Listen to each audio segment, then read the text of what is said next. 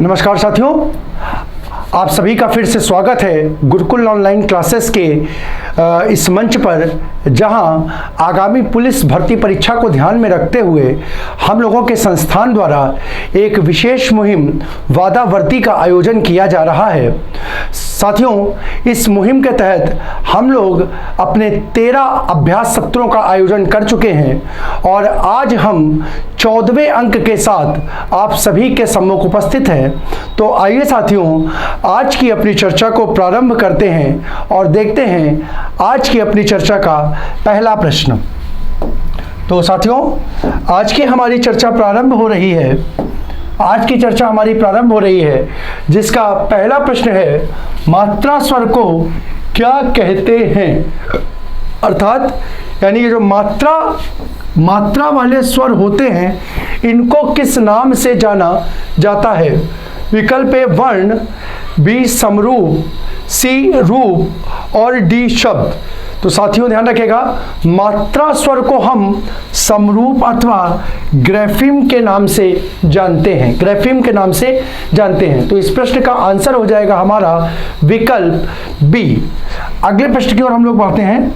हमारा अगला प्रश्न है, निम्नलिखित में से पुल्लिंग शब्द नहीं है। साथियों देखिए, नहीं है पूछ रहा है, इसका मतलब आपसे पूछ रहा है, आपसे किस प्रश्न की चर्चा कर रहा है, आपसे स्त्रीलिंग के पद की चर्चा कर रहा है। आपसे कैसा पद पूछ रहा है?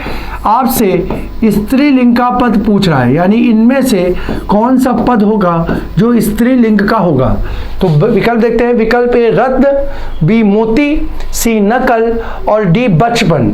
तो साथियों ध्यान रखिए, यहां पर स्त्रीलिंग का पद होगा विकल्प सी नकल।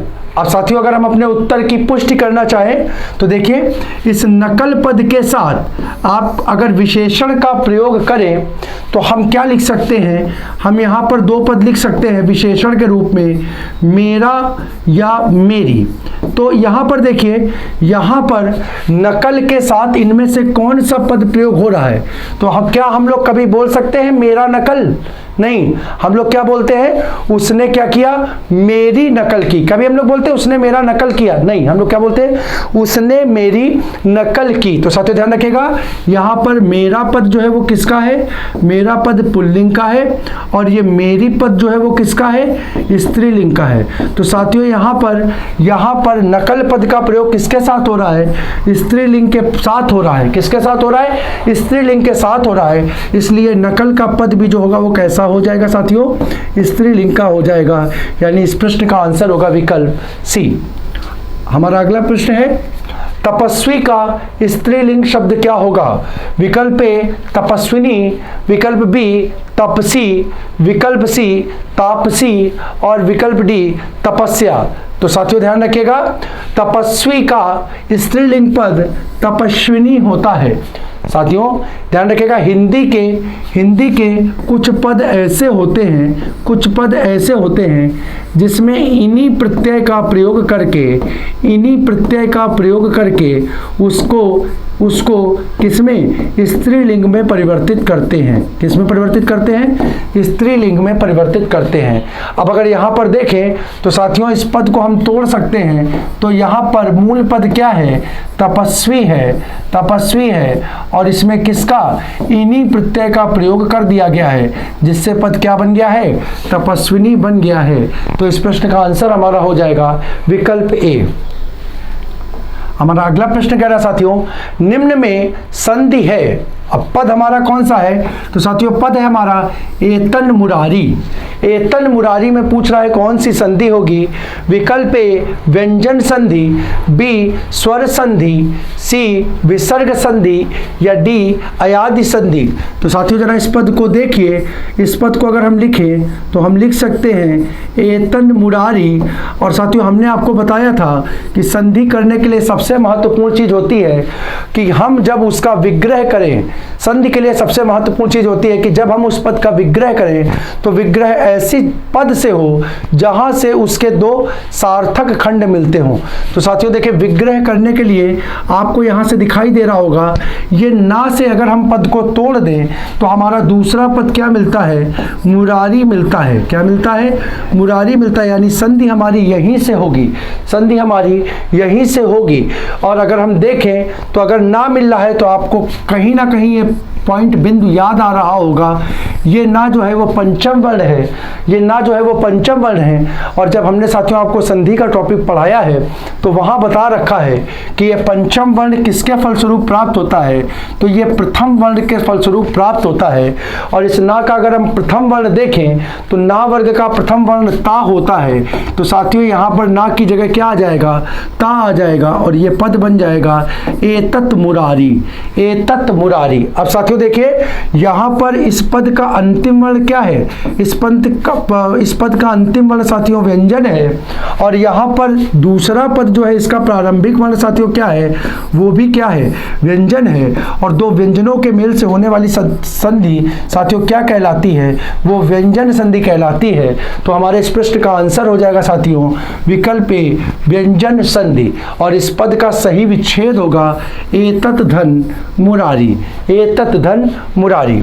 आइए अगले प्रश्न को देखते हैं। हमारा अगला प्रश्न है, धीरे धीरे में कौन सा समास है। विकल्प ए द्वंद्व, विकल्प बी अव्ययी भाव, विकल्प सी कर्मधारय और विकल्प डी द्विगु समास, द्विगु समास। तो साथियों ध्यान रखिएगा, यहाँ पर कई हमारे जो मित्र हैं उनको यहाँ पर थोड़ा सा संदेह हो सकता है, क्योंकि हमने योजक चिन्ह जो है, योजक चिन्ह जो है ये कहीं ना कहीं पढ़ रखा है कि योजक चिन्ह का प्रयोग किस रूप में होता है। तो साथियों योजक चिन्ह का जो प्रयोग है वो साथियों किस रूप में आता है, तो उसका प्रयोग प्रायः द्वंद्व समास में आता है, द्वंद्व समास में होता है। लेकिन साथियों ऐसा आवश्यक नहीं है। योजक चिन्ह द्वंद्व समास में प्रयोग कब होता है, जब प्रयुक्त पद जो हों वो कैसे हों, प्रयुक्त पद जो हों वो विपरीतार्थक प्रकृति के हों। कैसे हों, विपरीतार्थक प्रकृति के हों। और यहाँ पर देखिए, यहाँ पद विपरीतार्थक प्रकृति के नहीं है, बल्कि पदों की एक प्रकार से क्या हुई है, पदों की आवृत्ति हुई है। क्या हुई है, पदों की आवृत्ति हुई है। और साथियों हमने बिंदु पढ़ रखा है कि जब कभी सामासिक पद में पदों की आवृत्ति होती है, पदों की आवृत्ति होती है, तो साथियों वहां समास हमारा होता है अव्ययी भाव। इस कारण इस पद का सही आंसर होगा विकल्प बी, अव्ययी भाव समास। यानी यहां पर कौन सा समास होगा, अव्ययी भाव समास होगा। अगले प्रश्न की ओर हम लोग बढ़ते हैं। हमारा अगला प्रश्न साथियों है, खिलौना शब्द में मूल पद है या मूल शब्द है। विकल्प ए खिल, विकल्प बी खेल, विकल्प सी औना या विकल्प डी ना। तो साथियों ध्यान रखिए, यहाँ पर ये दोनों तो प्रत्यय हो गए, इसका प्रयोग नहीं होगा। अब आंसर हमारा या तो खिल में है या खेल में है। तो साथियों अगर मूल पद की बात करें तो यहाँ देखिए खिल जो है वो क्रिया यानी धातु पद हो जाएगा, धातु पद हो जाएगा। तो इस प्रकार से हमारा जो इस पद का आंसर होगा इसमें मूल पद के रूप में प्रयुक्त होगा विकल्प बी, यानी खिलौना का जो मूल पद है वो उसमें खेल का प्रयोग हुआ है। मूल पद के रूप में किसका, खेल का प्रयोग हुआ है। हमारा अगला प्रश्न संबंधित है तत्सम तद्भव से, पूछ रहा है निम्नलिखित में से कौन सा तत्सम शब्द नहीं है, कौन सा तत्सम शब्द नहीं है। विकल्प ए कुसुम, विकल्प बी भूषिका, विकल्प सी वंश और विकल्प डी नेह। तो साथियों बहुत आसान सा प्रश्न है, इस प्रश्न की हम लोग चर्चा भी कर चुके हैं। अगर हम देखें तो इस पद का सही आंसर होगा तत्सम नहीं है, यानी पूछ रहा है तद्भव का पद, और तद्भव का पद साथियों इसका होगा विकल्प डी। नेह जो होगा इसका तत्सम पद स्नेह होता है, यानी स्नेह के परिवर्तन के फलस्वरूप हमें क्या मिलता है, नेह पद की प्राप्ति होती है। तो इस प्रकार से हमारे इस प्रश्न का आंसर हो जाएगा विकल्प डी। हमारा अगला प्रश्न है, संज्ञा का भेद नहीं होता है। विकल्प ए व्यक्तिवाचक संज्ञा, बी जातिवाचक संज्ञा, सी निजवाचक संज्ञा या डी भाववाचक संज्ञा। तो साथियों याद रखिएगा, हम चर्चा कर चुके हैं कि संज्ञा के कितने भेद होते हैं, 5 भेद होते हैं। उन 5 भेदों में कौन कौन सी होती है? तो साथियों पहली होती है व्यक्ति, दूसरी होती है जाति, तीसरी होती है भाव, चौथी होती है समुदाय या इसी को कहीं कहीं बोलते हैं समूहवाचक संज्ञा, और अंतिम जो होती है साथियों वो कहलाती है द्रव्यवाचक संज्ञा। क्या कहलाती है? द्रव्यवाचक संज्ञा। तो साथियों इन 5 प्रकार में अगर आप देखें तो विकल्प में हमारा व्यक्ति है, ये नहीं होगा, जाति है, ये नहीं होगा, भाव है, ये नहीं होगा, आंसर हमारा होगा निजवाचक। साथियों ध्यान रखिएगा, निजवाचक जो होता है वो संज्ञा का भेद नहीं बल्कि सर्वनाम का भेद होता है। साथियों हम आपके लिए यहाँ पर एक पूरक प्रश्न छोड़ के जा रहे हैं। हमारा पूरक प्रश्न है कि सर्वनाम के कितने प्रकार होते हैं। इसका आंसर आप लोग कमेंट में दे करके हमें अपनी उपस्थिति का एहसास कराएंगे या हमारे इस सत्र में अपनी उपस्थिति अंकित कराएंगे। तो इस प्रकार से सर्वनाम के प्रकार का आंसर आपको देना है। अगले प्रश्न की अगर हम चर्चा करें तो है अनिश्चयवाचक सर्वनाम का करण कारक बहुवचन रूप होगा।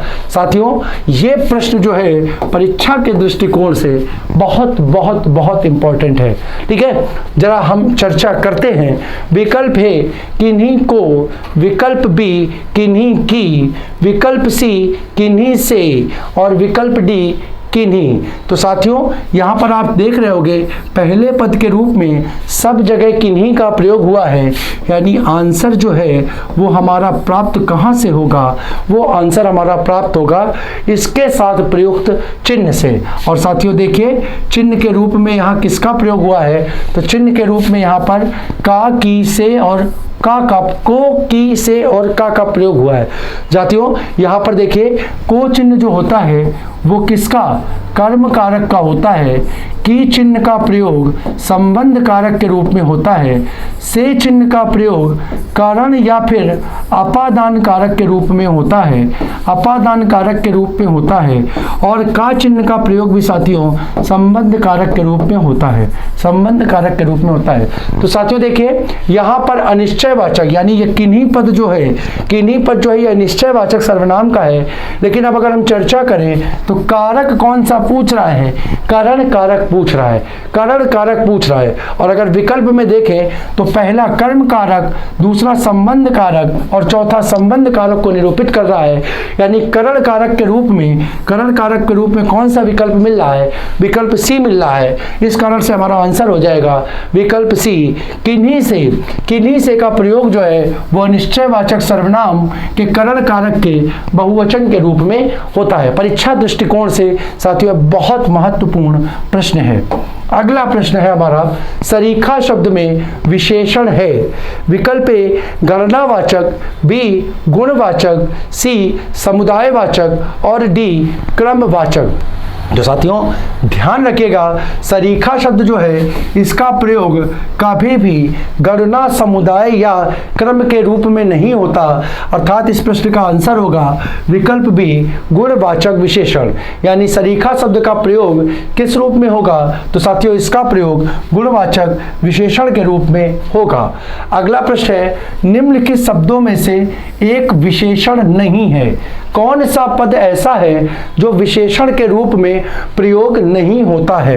विकल्प ए श्रव्य, बी सर्व, सी गर्भ और डी भव्य। तो साथियों ध्यान रखिएगा यहाँ पर ऐसा पद जो विशेषण के रूप में नहीं होता यानी जिसका प्रयोग विशेष के रूप में होगा वो पद साथियों हमारा होगा विकल्प सी गर्भ। ठीक है। अब अगर हम गर्व की बात करें तो यहाँ पर देखिए साथियों, गर्व जो है वो संज्ञा का पद हो जाएगा, यानी विशेष का पद हो जाएगा।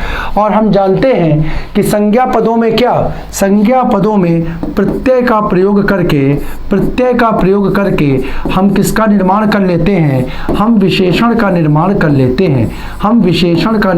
लेते हैं। अब अगर हम बात करें साथियों तो गर्व से बनने वाला विशेषण का पद, तो लिख लीजिए साथियों, गर्व से बनने वाला विशेषण का पद होगा गर्वित। क्या बनेगा? गर्वित। ठीक है, यह विशेषण का पद हो जाएगा। अगले प्रश्न की ओर अगर हम चले तो कह रहा है परिमाणवाचक क्रिया विशेषण अव्यय है, यानी विकल्पों में से किसका प्रयोग परिमाणवाचक क्रिया विशेषण के रूप में होता है।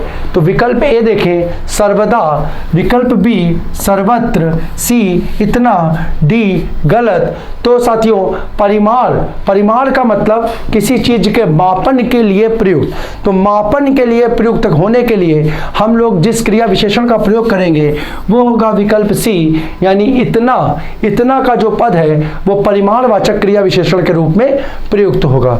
हमारा अगला प्रश्न है साथियों, इनमें से कौन निपात का भेद है, यानी निपात के रूप में किसका प्रयोग होता है। विकल्प ए तुलना बोधक, बी आधार बोधक, सी पृष्ठबोधक और डी उपर्युक्त सभी।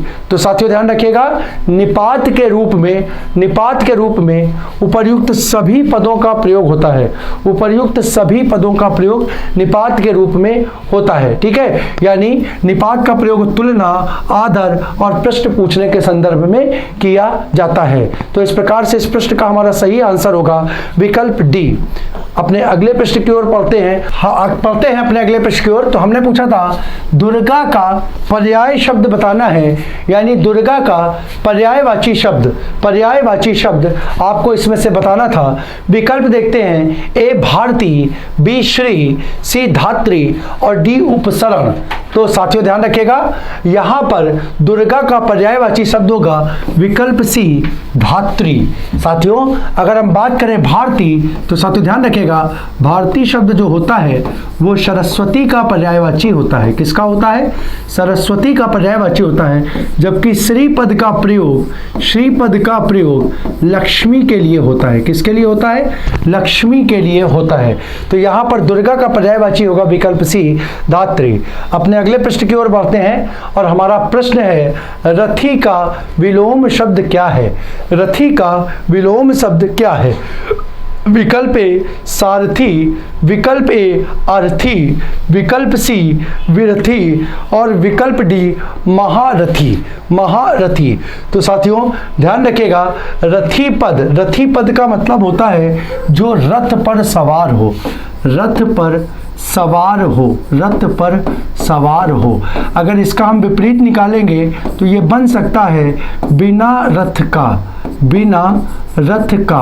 और यहाँ पर अगर हम देखें तो बिना रथ का, यानी जो रथ पर सवार नहीं होगा, उससे संबंधित अगर हम विकल्प देखें तो वो विकल्प बनेगा साथियों विरथी। साथियों हम मानस को जब पढ़ते हैं तो लंका कांड के दौरान एक बहुत ही सुंदर चौपाई हमें प्राप्त होती है। वो प्रसंग जो है वो ये कहता है कि जब राम और रावण का युद्ध होने को होता है तो रावण अपनी संपूर्ण सेना के साथ अपने दिव्य रथ पर सवार होकर के युद्ध करने के लिए निकलता है। और भगवान राम जब युद्ध करने के लिए जाते हैं तो नंगे पांव बिना किसी रथ के भूमि पर खड़े होते हैं। इस स्थिति को देख करके विभीषण के मन में एक बहुत ही जिज्ञासा जागृत हो जाती है, भय व्याप्त हो जाता है कि इतने पराक्रमी महाबली रावण का सामना बिना रथ के भगवान कैसे करेंगे। तुलसीदास ने इस प्रसंग को इस जो विभीषण के भाव हैं, इस भाव को बहुत ही अच्छी तरीके तरीके से एक चौपाई में उल्लिखित किया है। स्वामी वहाँ पर गोस्वामी जी लिखते हैं कि राम ही रथी विरथ रघुवीरा और देख विभीषण भय हूँ अधीरा। देखिए स्वामी कितनी बेहतरीन तरीके से उन्होंने यहाँ पर इस पदों का प्रयोग किया है कि हम क्या बोल गए, रावण रथी, ठीक है, रावण रथी विरथ रघुवीरा। अब साथियों देखिए यहाँ पर कितने बेहतरीन तरीके से यहाँ पर इस पद को उल्लिखित किया जा रहा है कि रावण रथी मतलब रावण क्या है, रथ पर सवार है, और विरथ यानी बिना रथ के कौन है, रघुवीर हैं। यानी ये दोनों पद क्या हो गए, एक दूसरे के विपरीतार्थक शब्द हो गए, एक दूसरे के विपरीतार्थक शब्द हो गए। तो इस प्रश्न का साथियों हमारा आंसर हो जाएगा विकल्प सी। अगर हम देखें तो साथियों सारथी जो है वो होता है रथ हाँकने वाला, रथ को चलाने वाला। अगर हम बात करें तो अर्थी साथियों इसका जो शुद्ध वर्तनी है अगर उसको हम लिख लें इस प्रकार से तो अर्थी शब्द क्या होता है, अर्थी शब्द का मतलब हो जाता है इच्छुक या चाह रखने वाला। और महारथी का मतलब साथियों होता है योद्धा या बलवान, ठीक है। तो इस प्रकार से हमारे जो हमारे अन्य पद थे उनकी व्याख्या को भी हमने यहाँ पूर्ण किया। हमारा अगला शब्द है अन्य और अन्य शब्द युग्म का सही अर्थ क्या होगा।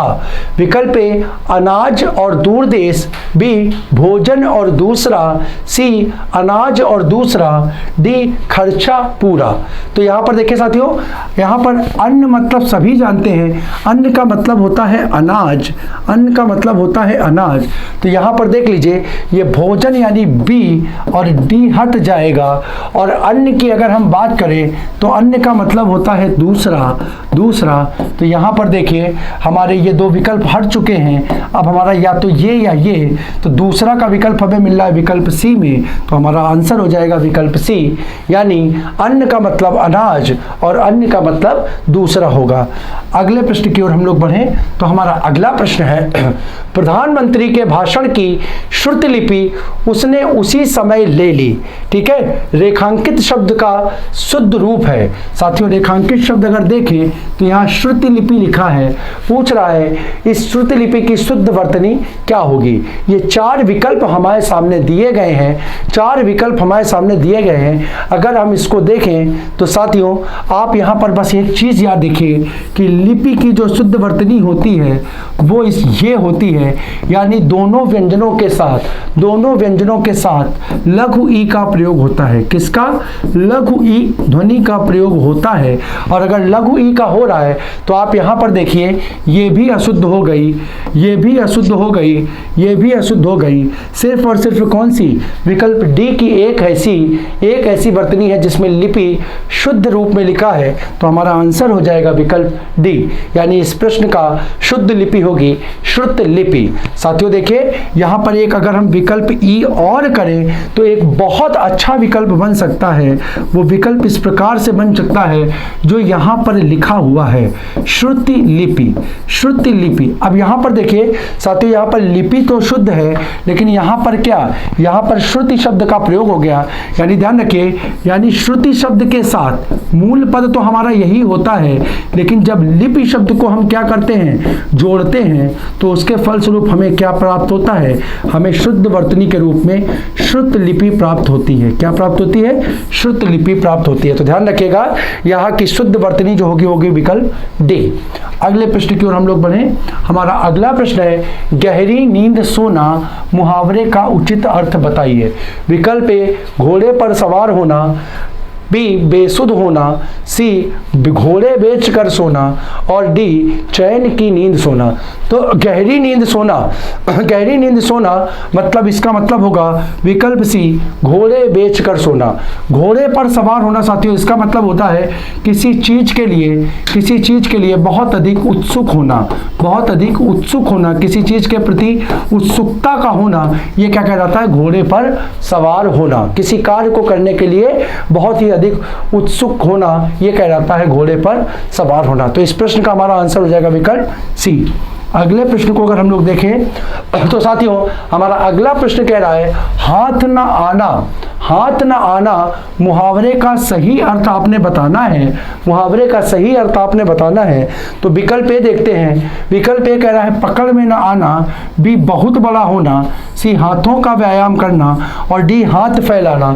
तो हाथ न आना का मतलब होता है साथियों विकल्प ए पकड़ में न आना है। हम लोग अक्सर बोलते हैं कि पुलिस ने बहुत प्रयास किया परंतु चोर उसके हाथ में नहीं आए। चोर उसके हाथ में नहीं आए का मतलब क्या हुआ कि अथक प्रयास करने के बावजूद भी पुलिस वाले चोर को पकड़ नहीं पाए, पकड़ नहीं पाए। तो पकड़ में न आना हाथ में न आने का सही अर्थ होगा।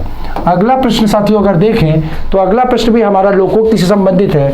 चोटी का पसीना एड़ी तक आना, चोटी का पसीना एड़ी तक आना, लोकोक्ति का निम्नलिखित में से उपयुक्त अर्थ सुने। तो विकल्प ए कूदना, बी प्रतिदिन कसरत करना, विकल्प सी दौड़ना और विकल्प डी कड़ा परिश्रम करना। तो साथियों हिंदी में एक उक्ति कही जाती है कि प्रत्यक्ष को प्रमाण की आवश्यकता नहीं होती है। साथियों मतलब चोटी का पसीना एड़ी तक आना, अगर हम अगर इस शब्द को व्याख्यायित करना चाहें तो उसके जीते जागते उदाहरण के रूप में हम आपके सामने स्वयं उपस्थित हैं। साथियों आप देखते होंगे कि आपकी परीक्षा की तैयारी के लिए हम पूर्ण रूप से कटिबद्ध हैं और आपकी परीक्षा में किसी भी प्रकार की कोई कमी ना हो, इसके लिए हम यहाँ पर आपके सम्मुख धूप में पसीने में भर करके भी आपके सम्मुख उन प्रश्नों को, परीक्षा उपयोगी महत्वपूर्ण प्रश्नों को लेकर के उपस्थित होते हैं। साथियों कई बार कमेंट के माध्यम से भी आप लोगों ने चिंता को व्यक्त किया है। आप लोग देखते ही होंगे कि पढ़ाते पढ़ाते कई बार टीचरों को क्या होता है, पसीना आता है और हम लोग पहुंच करके अपनी छत्र को आगे बढ़ाते हैं। तो साथियों प्रत्यक्षम किम प्रमाणम संस्कृत की ये जो उक्ति है, इसको किसी भी अन्य प्रमाण की आवश्यकता नहीं है। हम लोग पढ़ाते पढ़ाते हमारे सर से या हमारे माथे का जो पसीना है वो बहते बहते एड़ी तक चला जाता है। इसका मतलब क्या हुआ? इसका मतलब ये हुआ कि हम लोग आपकी तैयारी के लिए बहुत अधिक मेहनत करते हैं, बहुत अधिक परिश्रम करते हैं। तो साथियों माथे का पसीना या चोटी का पसीना एड़ी तक आने का यहाँ पर अगर अर्थ देखें तो अर्थ बनेगा विकल्प डी कड़ा परिश्रम करना, बहुत अधिक मेहनत करना, यानी इस प्रश्न का आंसर होगा विकल्प डी। अगले प्रश्न की ओर हम लोग बढ़ें और अगर अगला प्रश्न देखते हैं तो साथियों अगला प्रश्न हमारा काल से संबंधित है। कह रहा है सीता सो रही थी में काल है। तो विकल्प ए सामान्य भूत, बी पूर्ण भूत, सी अपूर्ण भूत या डी संदिग्ध भूत। तो साथियों ध्यान रखिएगा काल के निर्धारण में हम लोग बता चुके हैं महत्वपूर्ण क्रिया किसकी होती है। तो काल के निर्धारण में साथियों महत्वपूर्ण भूमिका जो होती है वो सहायक क्रिया की होती है। और इस पद की अगर हम सहायक क्रिया देखें तो साथियों इस पद में यहाँ पर रही थी सहायक क्रिया थी, रही थी सहायक क्रिया है और रही थी सहायक क्रिया का प्रयोग साथियों किसमें होता है? तो साथियों इसका प्रयोग अपूर्ण भूत में होता है। किसमें होता है? अपूर्ण भूत में होता है। तो इस प्रकार से हमारे प्रश्न का सही आंसर हो जाएगा विकल्प सी, यानी उपर्युक्त वाक्य में कौन सा काल होगा? तो साथियों अपूर्ण भूतकाल हो जाएगा। अगला प्रश्न फिर से वर्तनी से संबंधित है। वर्तनी से संबंधित प्रश्न को हम लोग देखते हैं। यहाँ पूछा गया है अशुद्ध वर्तनी का चयन करें, यानी 3 विकल्प शुद्ध हैं और एक विकल्प जो है वो अशुद्ध है। आपको अशुद्ध वर्तनी का क्या करना है? चयन करना है। विकल्प ए वांग्मय, बी उत्कर्ष, सी वैमनस्य और डी मिथिलेश कुमारी। तो साथियों देखिए यहाँ पर जो हमारा आंसर होगा यानी अशुद्ध वर्तनी होगी वो होगी डी मिथिलेश कुमारी, मिथिलेश कुमारी। साथियों अगर हम चर्चा करें तो इसकी शुद्ध वर्तनी जो होगी, लिख लीजिए, शुद्ध वर्तनी जो होती है वो मिथिलेश होती है, ना कि मिथिलेश। तो शुद्ध वर्तनी आप लिख लीजिए, इसकी शुद्ध वर्तनी होगी मिथिलेश कुमारी, मिथिलेश कुमारी। ये वर्तनी क्या होगी? शुद्ध होगी। तो ये मिथिलेश जो है ये अशुद्ध हो गया, बाकी के साथों बाकी के तीनों जो विकल्प है वो हमारे साथियों शुद्ध है। तो इस प्रकार से हमारे प्रश्न का आंसर हो गया विकल्प डी। हमारा अगला प्रश्न है साथियों, हम लोग देखें अपना अगला प्रश्न कह रहा है साहित्यिक विषयों से संबंधित अनुवाद का क्षेत्र है, यानी साहित्य के जो विषय होते हैं उनमें किन किन विषयों पर अनुवाद संभव होता है। विकल्प ए काव्यानुवाद, विकल्प बी नाट्यानुवाद, विकल्प सी कथा साहित्य का अनुवाद और विकल्प डी उक्त सभी। तो साथियों ध्यान रखिएगा, हमारे जो काव्य के पद होते हैं उनका अनुवाद संभव होता है, उनको हम अनुवादित करते हैं, अनुदित करते हैं। नाट्य से संबंधित जो विधा होती है उनका भी अनुवाद होता है, और जो कथा साहित्य होता है उसको भी हम अनुवाद करके उसके सरलीकृत रूप में प्रस्तुत करते हैं। तो साथियों इस प्रश्न का आंसर होगा अनुवाद से संबंधित ये तीनों ही हो जाएंगे, यानी इस प्रश्न का सही आंसर होगा विकल्प डी उक्त सभी जो होंगे वो साहित्यिक विषयों में अनुवाद से संबंधित होंगे। अगला प्रश्न साथियों हमारा है निम्नलिखित विकल्पों में से दिए गए वाक्य का सही वाक्य भेद पहचानना है। यानी साथियों ये वाक्य रचना से संबंधित प्रश्न है, वाक्य रचना का प्रश्न है। हम अगर अपने वाक्य को पढ़ें तो हमारा वाक्य क्या कह रहा है, पुस्तक बाजार में बहुत महंगी थी इसलिए पुस्तकालय से ले ली। साथियों वाक्य रचना की जब हम बात करते हैं तो यहाँ पर जरा विकल्प देखें, ए विधानवाचक, बी सरल वाक्य, सी मिश्र वाक्य और डी संयुक्त वाक्य। तो साथियों यहाँ पर देखिए, यहाँ पर योजक के रूप में एक पद आपको मिल रहा है इसलिए, और अगर योजक पद प्राप्त होता है, किसी वाक्य में योजक पद प्राप्त होता है तो साथियों हम सभी जानते हैं कि वहाँ पर दो ही प्रकार के भेद होते हैं, या तो संयुक्त होता है या फिर मिश्रित या संकर होता है। अगर साथियों योजक की पहचान करें तो यहाँ पर इसलिए योजक चिन्ह का प्रयोग हुआ है, और हमने आपको पहचान के रूप में बता रखा है कि यदि कहीं वाक्य में योजक चिन्ह के रूप में इसलिए पद का प्रयोग होता है तो वहां वाक्य कौन सा होता है साथियों, विकल्प डी संयुक्त वाक्य होता है। तो इस प्रकार से इस प्रश्न का आंसर होगा हमारा विकल्प डी। अपने अगले प्रश्न की ओर बढ़ते हैं और अपना अगला प्रश्न देखते हैं साथियों। ये वाक्य शुद्धि से संबंधित प्रश्न है। अपने अपने किताबें पहला खंड बस्ते में, दूसरा खंड डाल लो, तीसरा खंड और कोई त्रुटि नहीं। साथियों यहाँ पर 4 खंड में इस वाक्य को दिया गया है, और पूछा जा रहा है कि इसमें से किस खंड में त्रुटि है। अगर पहले, दूसरे, तीसरे खंड में त्रुटि है तो आपका वो आंसर हो जाएगा, और यदि पूरा वाक्य आपका शुद्ध है तो आप आंसर 4th को लगा दोगे, यानी वाक्य में कोई त्रुटि नहीं है। तो हम देखते हैं इसका पहला विकल्प है अपने अपने किताब, बी बस्ते में, सी डाल लो और डी कोई त्रुटि नहीं। तो साथियों याद रखिएगा, अगर हम इसको पढ़ें तो हम देखिए इसको पढ़ते हैं तो पढ़ने में ही हमें थोड़ी असुविधा होती है। अपने अपने किताब ना होकर के क्या बोलते हैं हम लोग, अपनी अपनी किताब, यानी यहाँ पर क्या है, ये अपने अपने पद जो है वो क्या होगा, अशुद्ध होगा। यानी अशुद्धि हमें किस खंड में मिली, पहले खंड में मिली, यानी कहाँ मिली, अपने अपने में मिली। तो इस प्रश्न का आंसर हमारा हो जाएगा विकल्प ए अपने अपने, यानी अपने अपने ना होकर के होगा अपनी अपनी किताबें बस्तों में डाल लो। तो इस प्रकार से पहले खंड में यानी पहले विकल्प में यहाँ पर अशुद्धि हो जाएगी। तो हमारे प्रश्न का आंसर होगा विकल्प ए। तो साथियों इस प्रकार से हम आज के सत्र में आपके सामने उपस्थित हुए थे महत्वपूर्ण प्रश्नों के साथ। आशा करता हूँ कि हम लोगों ने जो संवाद का सिलसिला जारी किया था, जो शुरू किया था संवाद का सिलसिला, उस कड़ी में आज हमने आपके ज्ञान में कुछ और वृद्धि की होगी। साथियों इसी संवाद की कड़ी को हम नित्य रोज प्रतिदिन इसी प्रकार से आगे बढ़ाते रहेंगे। आपके ज्ञान में उत्तरोत्तर वृद्धि करने के लिए हम सदैव प्रयासरत रहेंगे। इस वाणी के साथ आज की चर्चा को हम यहीं पर समाप्त करते हैं। आशा करते हैं कि आप भी घर में कड़ी मेहनत करते हुए परीक्षा में सफल होने के लिए प्रयासरत होंगे। साथियों, आज की हमारी चर्चा को यहीं पर विराम देते हैं। आप सभी को जय हिंद।